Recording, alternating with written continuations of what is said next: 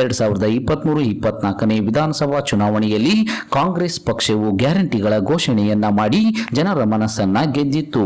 ಇದೀಗ ಮುಖ್ಯಮಂತ್ರಿ ಸಿದ್ದರಾಮಯ್ಯನವರು ಬಜೆಟ್ ಮಂಡನೆ ಮಾಡಲಿದ್ದಾರೆ.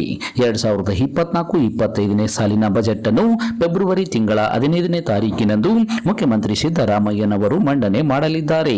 ಈ ಬಜೆಟ್ನಲ್ಲಿ ಜನಸಾಮಾನ್ಯರಿಗೆ ಹಾಗೂ ರೈತರಿಗೆ ಬಂಪರ್ ಕೊಡುಗೆಗಳು ಸಿಗುವ ಸಾಧ್ಯತೆ ಇದೆ.